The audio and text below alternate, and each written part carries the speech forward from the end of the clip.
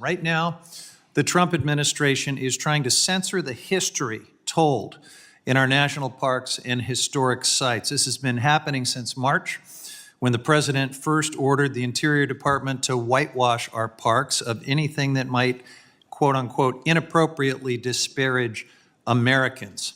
And of course, now we find ourselves deeper and deeper into this cancel culture dystopia.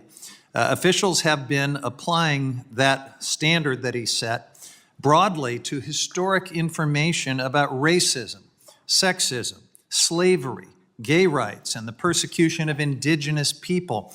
And I have called this out. I've asked the information to report back to us about the negative consequences of what they have set in motion. My colleagues on the other side of the aisle throughout this conversation just look the other way and completely silent, I would argue completely complicit in what is happening right now. Last month, I also asked you folks to justify this ludicrousness, but there has been no response. And in the meantime, the administration is barreling forward with its efforts to undermine how our parks tell the story of the American experience. This is not okay.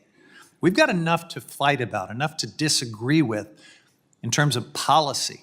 We cannot allow truth to become a partisan fight where one side is trying to literally erase truth from the national discourse. Just this week, Trump ordered the Park Service to remove signs and exhibits relating to slavery, including this iconic photograph, which shows the atrocious violence committed against slaves.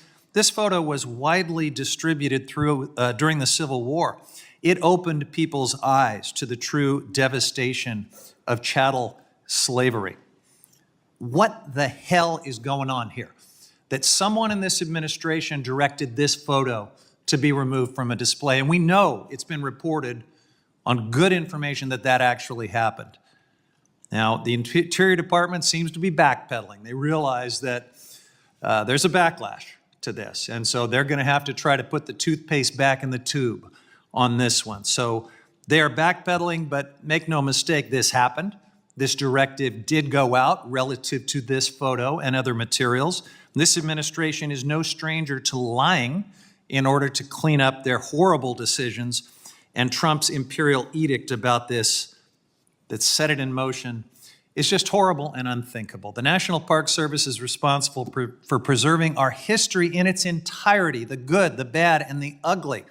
And that directive flies in the face of that mission, targeting exhibits on things like slavery, Native American imprisonment at sites like Castillo de San Marcos National Monument, the incarceration of Japanese Americans during World War II. Removing these exhibits from places that teach and interpret our history is not patriotic. It is pure propaganda. It's un-American.